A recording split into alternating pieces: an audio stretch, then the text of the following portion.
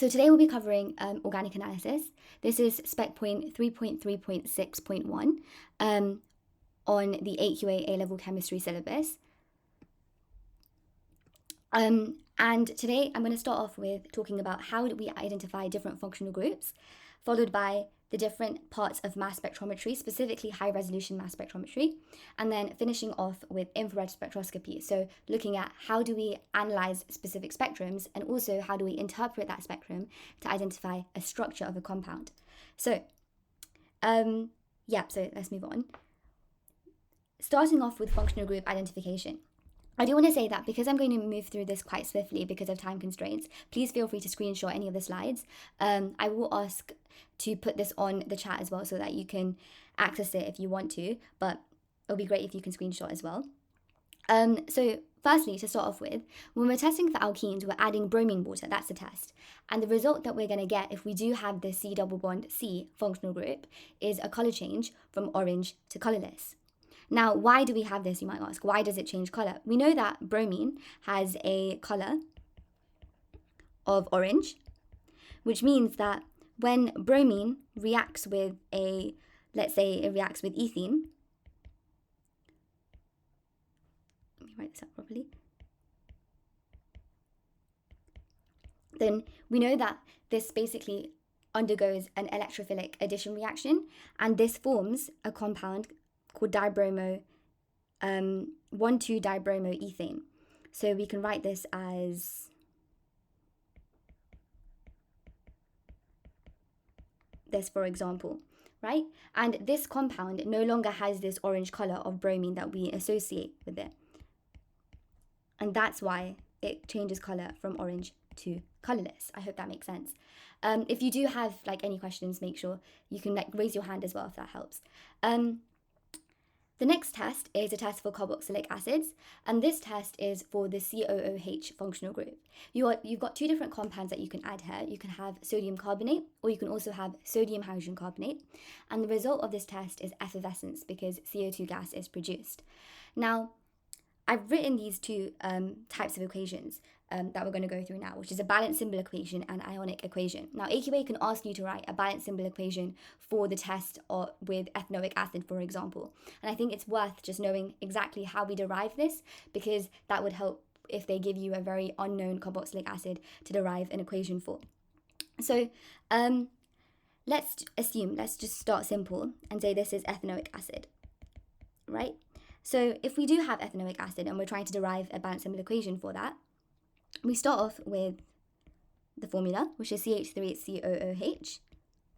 This is reacting. I'm going to do sodium carbonate, so the first compound, but you could have either or. And if we have Na2CO3, this reacts to form CO2 because, as I said, you produce effervescence. You also produce water. And the salt that you form, because this is basically a classic base plus acid reaction, you form a salt called sodium ethanoate. And the salt you write as CH3COO, that's the ion, CH3COO minus, and then Na at the end. That's how you write this particular salt. So let's start off with trying to balance these equations. So we can see here that we've got one sodium on the product side, but we've got two sodium on the reactant side. So let's try to balance that. So we put a 2 in front of the salt. Sorry, people are coming in. Yeah. And then in the reactant side, now we'll just have to balance this by putting a 2 in front of the ethanoic acid. And so that's basically our balanced symbol equation fully completed. Now, let's say we need to write an ionic equation for this. This is different because rather than writing out the full compounds, we're writing out specific ions here. Now, I'm going to write this out without considering the spectator ions. Now, what do we mean by spectator ions? These are ions which are found on both the reactants and the product side of the equation. So I'm not going to include that here. So if we do consider that, then that's just going to be CO3, 2 minus, because of this carbonate ion that's found in sodium ethanoate, plus H plus, because we know that ethanoic acid dissociates to form H plus ions, and that reacts to form CO2 and H2O. And now that's basically the ionic equation, but we can see here that in the reactant side, the charges aren't balanced. We're going to have to balance the charges, so we can just put a 2 in front of the 2H, in front of the H plus, and we're left with 2H plus CO3 2 minus reacts to form CO2 and H2O. You can memorize that equation if you like, because it's easier. However, it was worth you knowing how we derive this from the balance symbol equation, because if they do give you an unfamiliar one, then you're able to derive that independently. So let's move on to the next test, which is a test for aldehydes. Now, there are two possible tests that we can have for aldehydes. We've got the Tollens reagent, but you also have Fehling solution. These are, you could use either one in questions where they ask for that. You can pick and choose, but it's worth knowing each of them, I think. So as you can see here, I've just basically written down the reagent conditions, reaction, and observation for Tollens reagent specific. Firstly, we can see that you've got this complex ion called AgNH32 plus ion that's present here. Now, if you have covered transition metals already, then you might be familiar with this, but if not, that's completely fine. This is just another type of ion. We know you've got compound ions, we've got different types of ions, and this is a complex ion. We don't need to go into too much depth onto that right now, but that's the ion that's found in this reagent. The conditions of this test is we have to heat gently with a water bath, and the reaction that occurs here in order to differentiate between aldehydes and ketones is that this aldehyde is oxidized by Tollens reagent to form a carboxylic acid, and the Ag+1 ion in the complex ion is reduced to form silver atoms. So we can see here that this is a classic example of a redox reaction, because we've got aldehydes being oxidized and we've got your Ag+ ion being reduced. Now, what might we call this? We might call the Ag+1 ion an oxidizing agent in this particular case. What do we mean by an oxidizing agent? An oxidizing agent is an electron acceptor. It accepts an electron, i.e. gets reduced, to allow the aldehyde to lose the electron and get oxidized. I hope that makes sense. Just make sure you ask questions if that doesn't. And then the observation for this is aldehydes produce a silver mirror, which makes sense because the Ag+1 ion forms silver atoms, and silver has that classic silver color, as we can see on the right-hand picture. And ketones have no visible change. No visible change is a very classic mark scheme answer. So if there's nothing that's there's no change in the solution, don't write colorless, don't write nothing, make sure you write no visible change. Those three words are always on mark schemes. Next, we're going to write out the redox. We're going to write out the redox equation for this particular reaction. So let's say, for example, that we're doing this for this compound. Now this compound is ethanol, and that's an aldehyde. So how are we going to derive this redox equation? Now, I'm not sure how you will do this, but I do separate half equations, and then I combine it to form the whole redox equation. So we're going to do that. So let's start off with ethanol. So we've got CH3, CHO. I've just said that this gets oxidized to form ethanoic acid, right? So let's just write that out, CH3, COOH, right? And this CH3, COOH is there. Now, how are we going to approach this? Basically, how I do it is I balance out the oxygens with water. So I'm just going to write this as a note. So balance oxygen with water, and then balance hydrogens with H+ ions. That's basically a rule. I think it's useful for you to just remember that whenever you're doing half equations for anything, right? So you're going to balance out oxygens with water and hydrogens with H+ ions. So we can see here that we've got two oxygen atoms on the product side, but only one on the reactant. So it makes sense for us to put a water on the reactants because, as I said, balance oxygens with water. Now I've just added two hydrogens, right, from the water molecule. So we're going to add 2 H+ here to balance it out, because as I said, we balance hydrogens with H+ ions. But now the charges are not balanced. We've got 2 H+ on the product side, but nothing on the reactant side. So we're going to have to try to balance this with 2 electrons, right? And we can see here this is an oxidation reaction because you've got a loss of electrons. Now, we need to do the opposite, the other half equation for reduction now. So we're going to do Ag plus. You could do the whole complex ion if you wanted to, but I'm not going to make it complicated. So let's just do this simplified Ag plus ion by itself.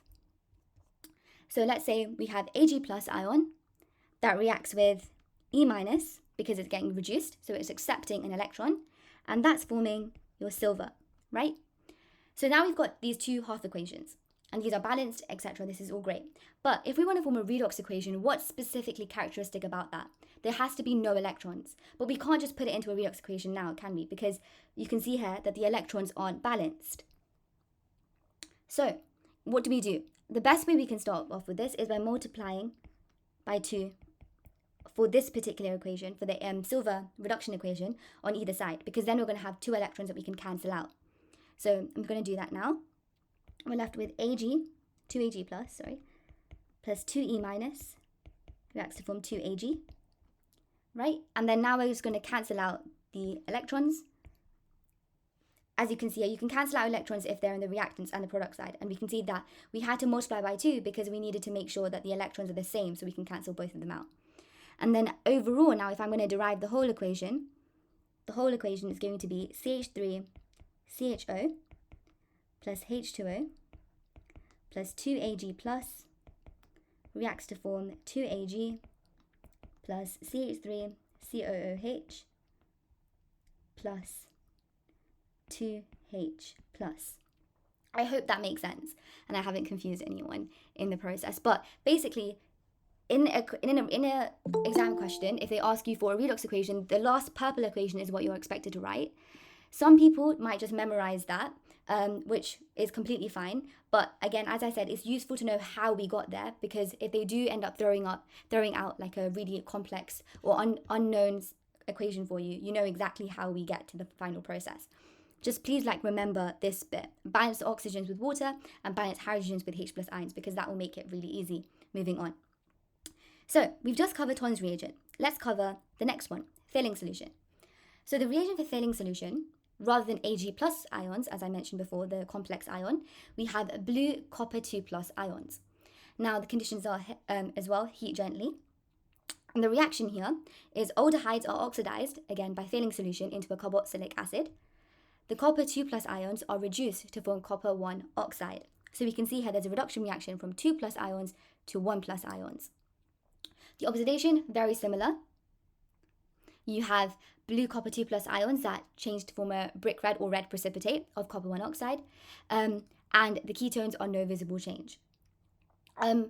Often in exam questions, I've seen that you don't need to write red precipitate. There are different colors as well, like green, etc. But red is what's most common in most mark schemes. So I would just go with that. So we're going to do the redox equation for this as well. Now, let's start off with the same compound. Let's do CH3CHO, which is ethanal, as I mentioned before.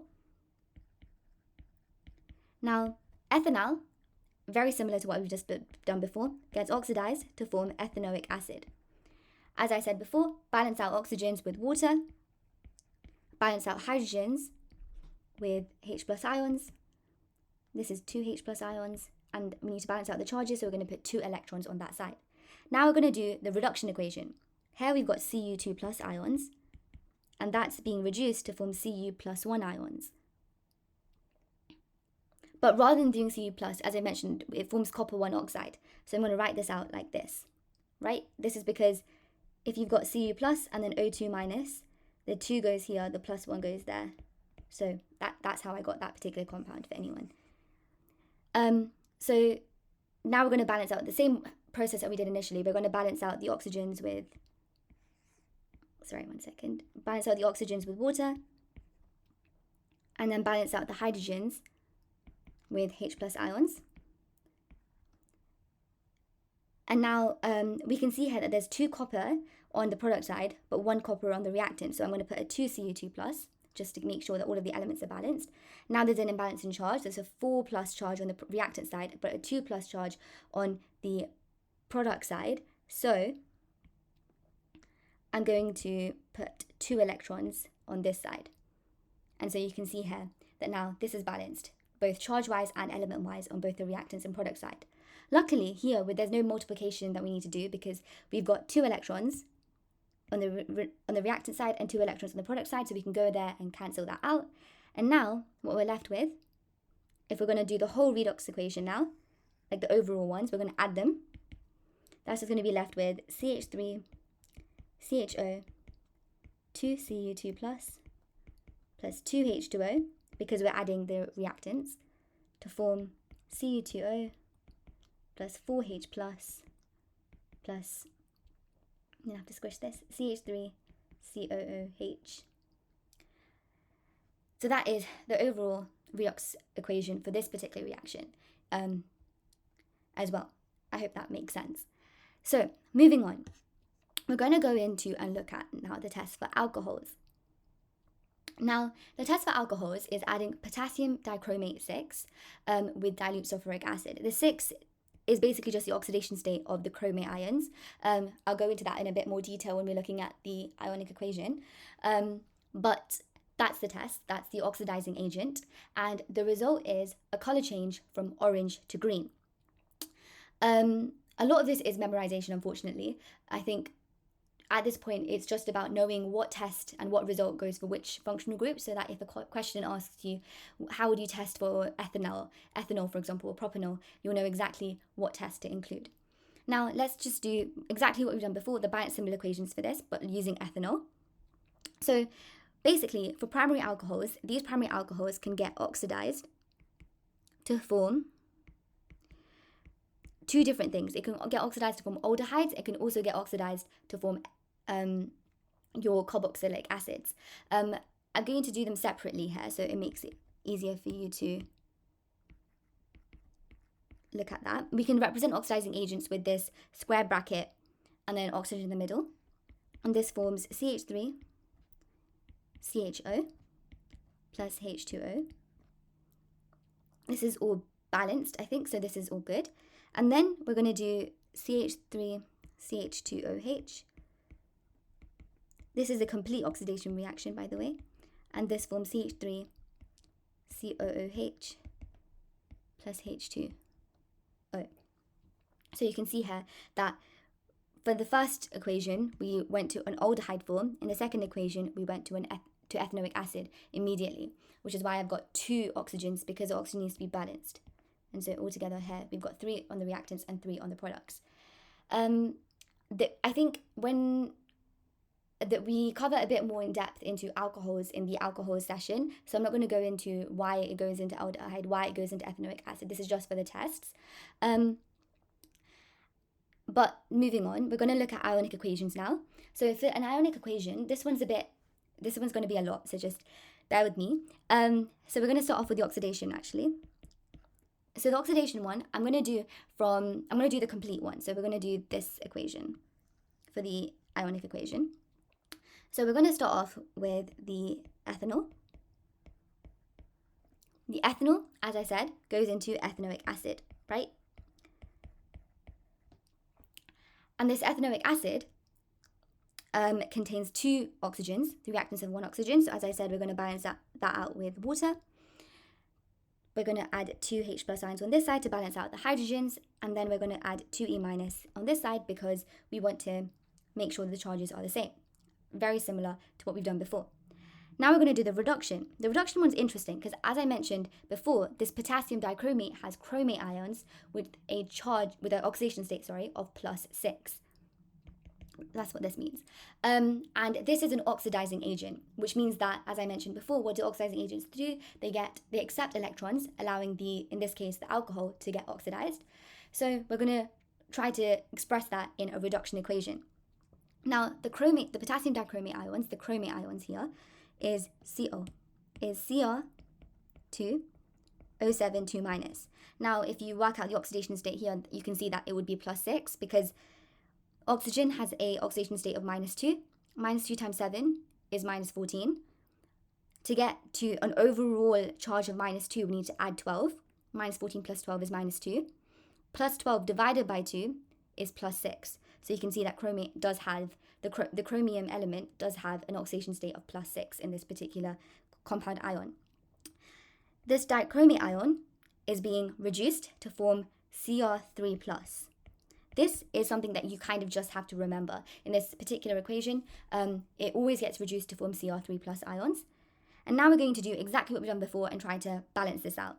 So we've got 7 oxygens on this side. So we're going to add 7 waters to balance out the oxygens. We've got 14 protons on this side as well. Sorry, I've just added a 2 here because we need to balance the chromiums.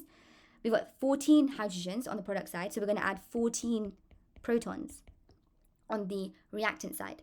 And now let's try to balance out the charges. We've got +6 charge in the products, but we've got +12 charge on the reactants. So I'm going to add 6 electrons. And then you get this complete reduction equation. I hope that all makes sense. Now I'm going to use that and try to work out the complete redox equation. So let me just make this smaller so that I have more space.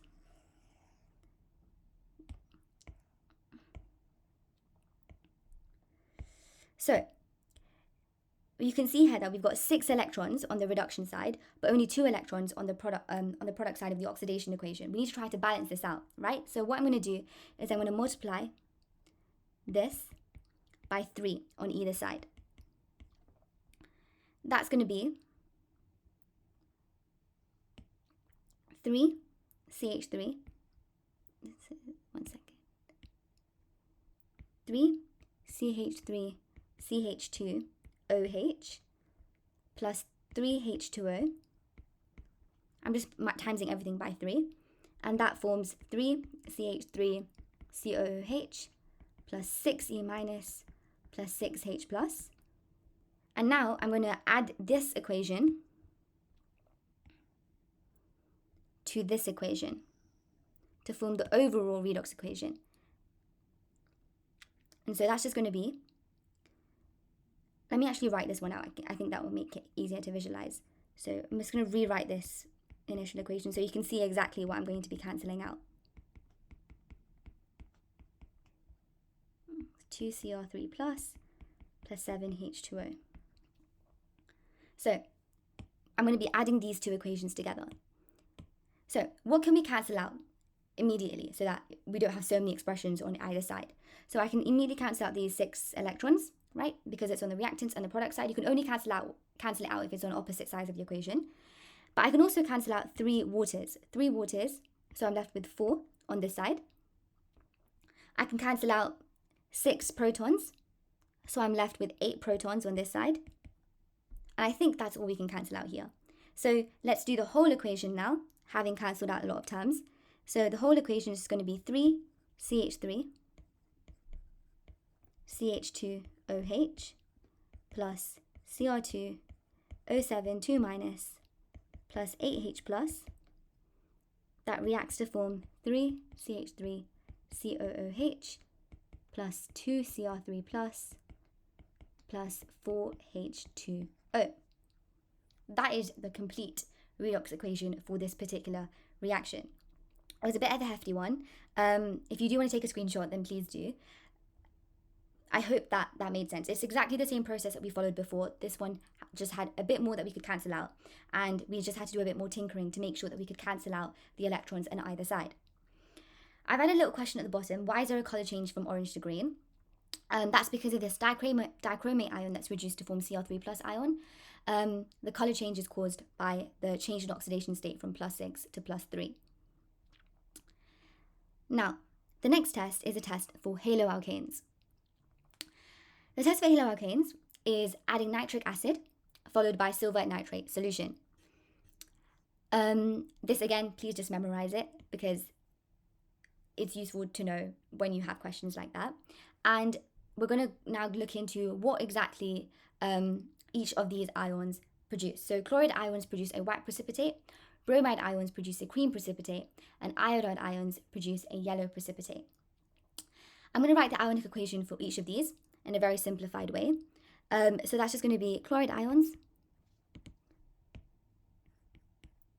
plus silver ions from the silver nitrate. That forms AgCl, which is a solid precipitate. You could do the state symbols for all of these if you want, but if the question doesn't ask the state symbols, just don't, I think it's just best not to include it because you would rather not make a mistake. And then for bromide ions, it's Br minus plus Ag plus. Again, aqueous. That forms AgBr, which is your cream precipitate of silver bromide. And then your iodide ions, which is Ag plus I minus. That forms AgI, which is a yellow precipitate. Now, I've put this image on the right that shows you the different colors. And you might be wondering, like, why have I done that? And ultimately, it's because I wanted to show you how each of the colors are very similar, right? You can see that you can kind of distinguish between them. But if you are doing school tests on these, you'll find that they can actually look quite similar. So in order to, we might want to do another test following the precipitate formation because we want to distinguish this even more clearly. So these are just very similar. So we can do another test. And the test that we do is adding either dilute ammonia or concentrated ammonia. So I'm just going to add this in this little section here and in the white space over here. We can add dilute ammonia. Right? And when you add dilute ammonia, what happens is we can differentiate between the silver chloride. We can differentiate chloride ions because silver chloride is soluble. It dissolves in dilute ammonia. So the equation for that is just AgCl that reacts with ammonia to form Ag NH32 plus ion plus Cl minus. Now you can see this is a repeat of that complex ion that we formed earlier. And so that's what forms when you react the silver chloride with ammonia again. And so this precipitate will dissolve. That's how we know that it was chloride ions, because this precipitate dissolves. But the silver bromide precipitate doesn't dissolve, and the silver iodide precipitate does not dissolve either. We can then add concentrated ammonia as another test to distinguish between bromide ions and iodide ions. And so we can do AgBr plus ammonia, and that forms Ag NH32 plus Br minus. So you can see here that the AgBr, the silver bromide precipitate, has dissolved. Right? It's important to know that the AgI precipitate, let me write that in a different color. This AgI precipitate is insoluble in ammonia. So it doesn't dissolve in dilute ammonia and it doesn't dissolve in concentrated ammonia. So that's why we can't use that to dissolve the silver iodide. It doesn't work. So that's another way that we can distinguish further between the different halide ions when testing for haloalkanes. Oh, I didn't realize. This is wrong, by the way. It should just be CX, or X where the X is a halogen, because that's not the correct functional group. Okay, moving on. This is basically a table that I found online that summarizes very well all the different functional groups and the reagents and results that you should memorize for these particular equations and for these particular these particular equations. You have some, I think I've covered all of these except I didn't really mention this primary, secondary functional groups specifically, but you can do the same exact test for these. This one has sodium dichromate rather than potassium dichromate. It works exactly the same. But I would say, like, it would be great if you could screenshot this as well, if you'd like just to have like a quick summary of all the tests that we've covered without any of the equations or any of the other long processes below them in my notes. I'm going to quickly do a really quick worked example. So you can see here that there's these three different compounds, right? And we've got the skeletal formula of those compounds, and we've got a couple, like a fill in the blank exercise. So we've added bromine water. What do we know bromine water is a test for? It's a test for the alkene functional group. And we can see here that we've got, for the first compound, I'm just going to label these. For the first compound, we have a color change from orange to colorless. In the second one, we don't know yet. And for the third one, we also have no visible change. And that's because, as we see, there's no alkene functional group in the third compound. In the second compound, there's also no alkene functional group there, so we're just going to write no visible change. The second test, we need to figure out the test for this particular one, but we can use the results for these to figure that out. So we can see that on the second compound, we produce bubbles of gas. Now, we can also see that the second compound has a COOH functional group. And if it's producing bubbles of gas, what is the chemical test going to be? It's going to be sodium carbonate or sodium hydrogen carbonate. You can write either. You can also write the written way, but I'm going to write it chemically just because it's quicker. The last one is warming with failing solution. You also have 3 compounds, and for the first two, you have no visible change. A failing solution, we know, tests for what? It tests for aldehydes. So is there any aldehyde group here? No, not necessarily. So we know that it's going to just produce a no visible change. And that's that. Okay, so now I'm going to move on to mass spectrometry.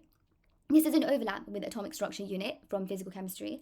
So there might be a bit of content that you already know.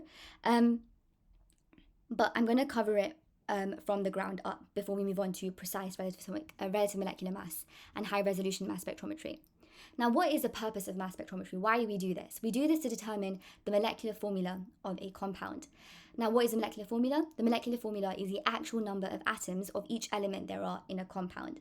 And we want to use mass spec to figure out exactly the structure of that particular molecule. You'll find that there are some limitations of this, as we'll see further down the line. So I've got the mass spectrum for butane here, and you can see here there's 3 peaks or 4 peaks. There's a little peak on the right, and there's numbers attached to them. And I'm going to go into exactly what each of these are. So I've labelled here that you've got the M+ peak, or the molecular ion peak. This molecular ion peak is a peak that you should know. You should be able to recognize that in whichever mass spectrum you're given. And this peak is basically referring to the molecular mass of that molecule. And it's, in this particular example, equal to 58 mass per charge ratio. This just refers to mass charge ratio. And yeah, so that's basically this peak. The M+1 peak, which is this little peak on the right, as you can see here, I'm just going to circle this peak on this right, is found to the right of the M+ peak, and it's caused by the carbon-13 isotope. Because normally carbon has a molecular mass of 12, an atomic mass of 12, but you can have an additional neutron and it forms carbon-13 isotopes, which is why it's to the right slightly. However, an exam question might ask you what peak causes a 43 peak, what peak causes a 29 peak, and you'll have to try to derive that or figure that out. And I think the best way to do this, as I've said before, and my teachers have told me before, is to draw this spectrum, is to draw the compound out. So, butane. We're going to draw butane out because it makes it easier to visualize. So you can see here that butane is just C4H10. So I've drawn this out, right? Now, we need to figure out what peak causes a fragment at 43. Now, how I'm going to do that is I'm just going to consider the atomic masses of each of these different elements. Carbon, as I said, is 12, hydrogen is 1. So how am I going to get 43 from that? Now, let's say I just kind of divide this or separate this here. If I separate this here, I'm left with 3 carbons, right? 3 times 12 is 36, and I'm left with 7 hydrogens, right? 36 plus 7 is 43. So I'm left with, and now I can think, I've figured out the fragment that causes this 43. When I write this out, I need to write it out like this: CH2, CH2, CH3, with a charge on this side, because it cuts, when that specific fragment is formed, it doesn't just form the molecule, it forms a positive ion form of that molecule. So you always need to write the charge on either side is fine, but I'm going to write it on the left. So that's that peak. So we figured out this peak. Now we're going to do the same thing, but for 29. So what peak causes a molecular mass of 29? I'm going to consider the same thing. I know there's maybe two carbons. Two carbons already has a mass of 24 because each carbon atom is a mass of 12. So let's say I just split it here in the middle. If I split this straight in the middle, then I've got 2 carbons and then 5 hydrogens.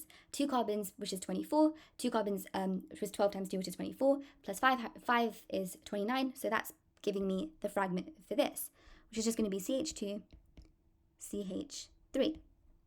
And that's going to be the fragment peak there. I hope that makes sense.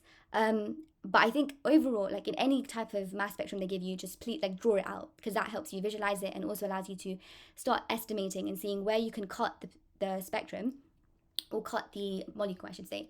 And that allows you to then sort of allocate fragments towards specific parts of the molecule.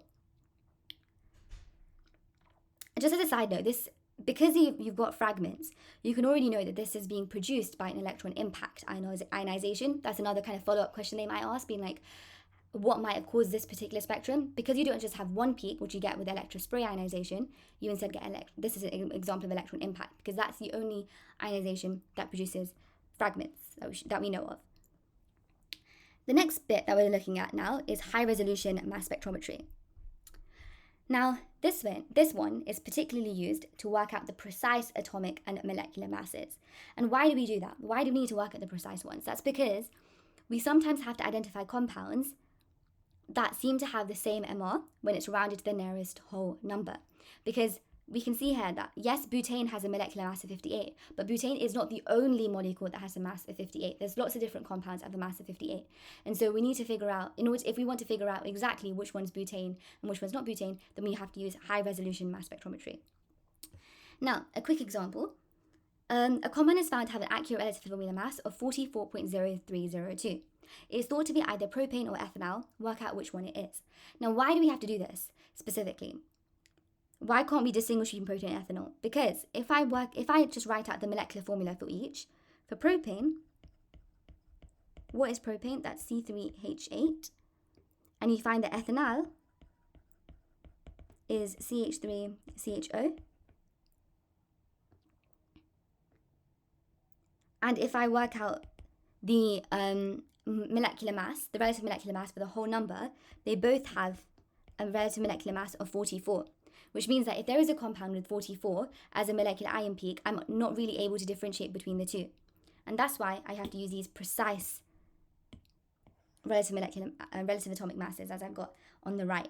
So I'm not going to do this out completely, but if you were to put this all in the calculator and then put 12 times 3 plus 1.0078 times 8, you'll find that this actually has a relative molecular mass of 44.0624, and this one, ethanol, has a precise relative molecular mass of 44.0302.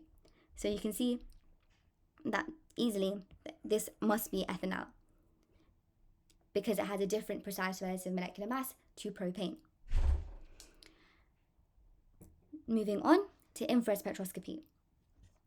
Is everything making sense so far? Can someone put like a hands up or a thumbs up if it's okay? Because I feel like, yeah. Okay, that's great. Now, we're going to do infrared spectroscopy now. So how does infrared spectroscopy even work? This is used to identify specific functional groups. So now we're going even more specific. So we started off with molecular mass. Now we're looking at specific functional groups of molecules. Basically, in infrared spectroscopy, you've got this infrared radiation at specific frequencies or wavelengths, and this specific infrared radiation is going to be absorbed by covalent bonds in molecules. And that's because these covalent bonds are polar, right? They have some level of polarity to them. Different bonds absorb different frequencies of infrared radiation, and that's how we're able to differentiate between the different functional groups.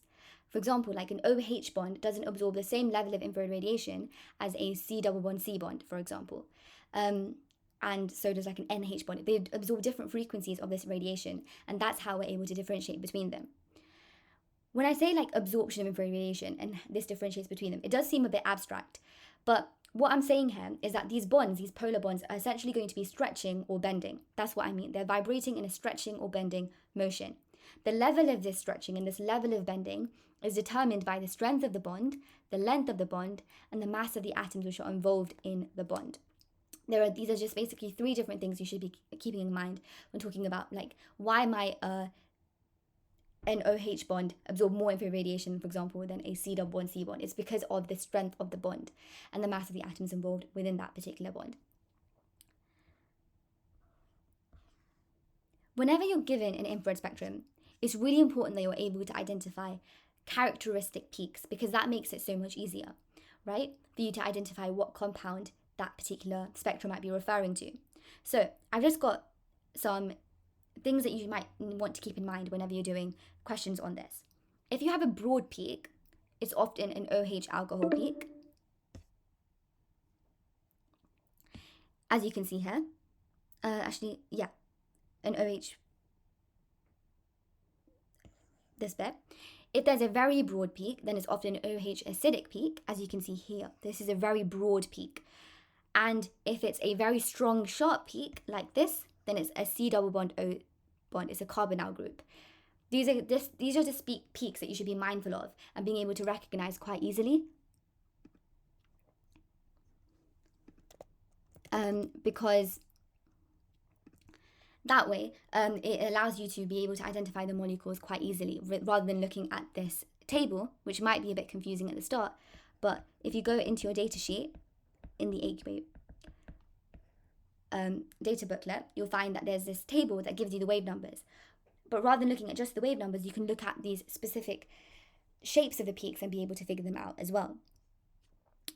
So I'm going to just do a really quick identification, kind of spot the difference little thing over here. So you can see there's three different spectrums I'm showing, right? And I'm not even going to be looking at this table at the bottom, and I think I'll be able to figure the different peaks out. So you can see here that this broad peak over here isn't as broad as the very large peak over here. And so I think this is going to be an OH alcohol peak. Whenever you're doing exam questions, you always have to write the alcohol bit. You can't just do OH, because as you can see here, there's two OH alcohols, OH functional groups that the table shows. So you need to be able to be very specific about which OH you're referring to. The one directly below that spectrum, you can see here that there's a very sharp, strong peak over here. So I know that this is automatically going to be a C double bond O. And then the final one in this, on the right hand side, this is a very, very broad peak. And so I know that this is going to be a C double bond O, but an acidic peak. So that's going to refer to a carboxylic acid. But you can also see that there's a sharp peak here as well. So there's also a C double bond O peak. Oh, I've wrote that wrong. Sorry.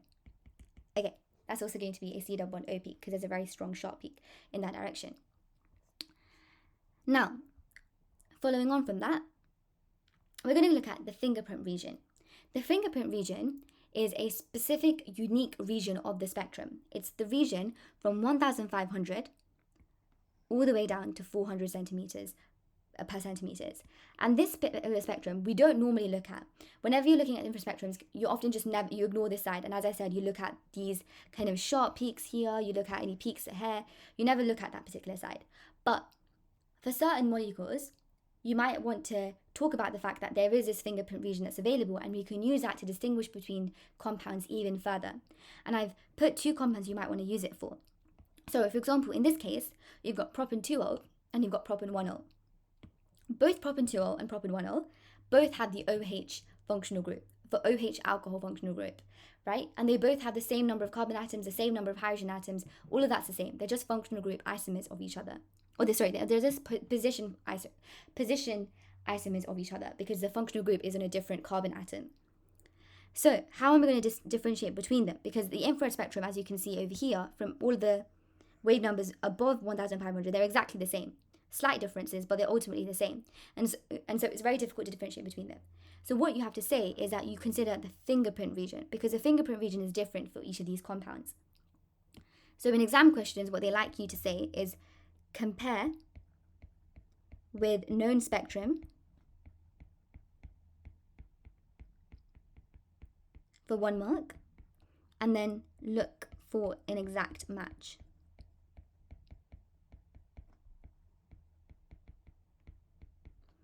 For the fingerprint region.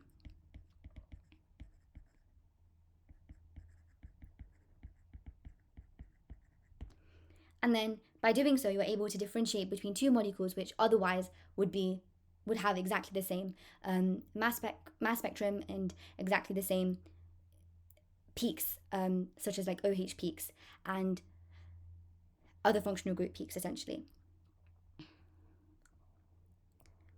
So let's look at this particular question over here.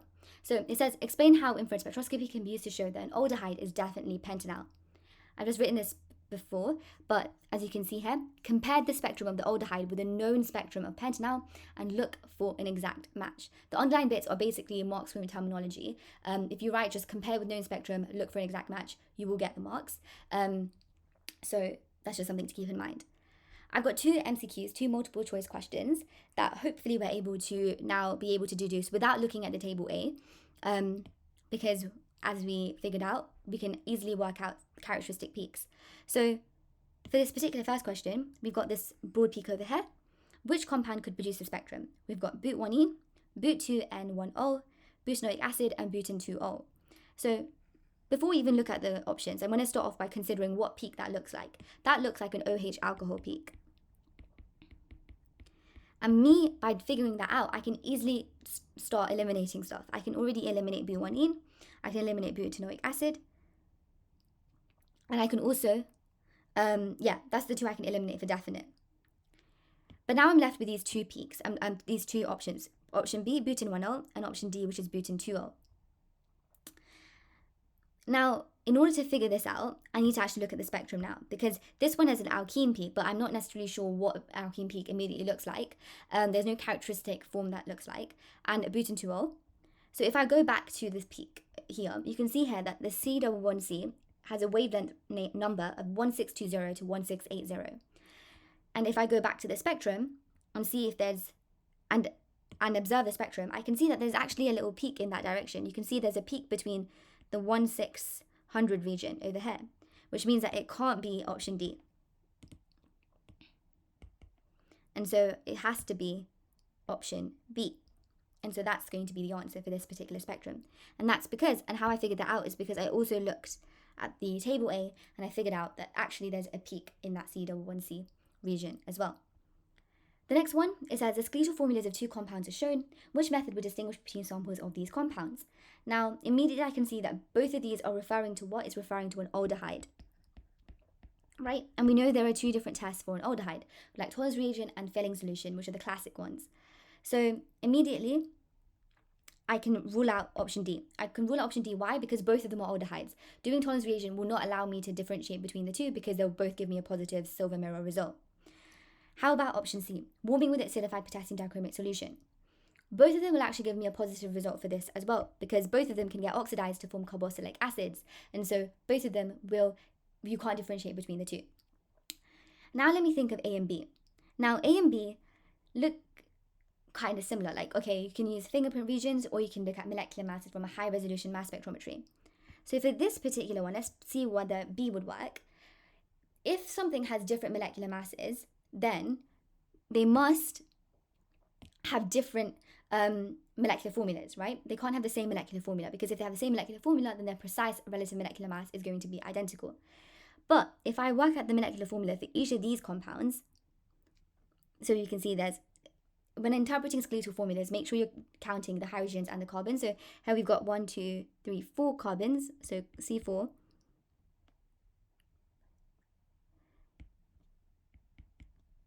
3, 4, 5, 6, 7,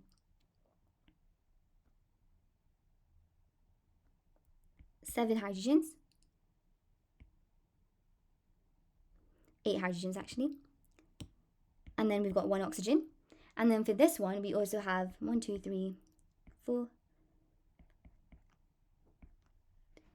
C4, H8, O. So we actually have exactly the same molecular formula for each of these compounds, meaning that I can't actually use high resolution mass spectrometry because it's going to give me exactly the same precise relative molecular mass, meaning I'm going to have to do A. By process of elimination, I worked out A. But if I started with A immediately, you can see that I would have to use fingerprint regions here because they've got exactly the same molecular formula.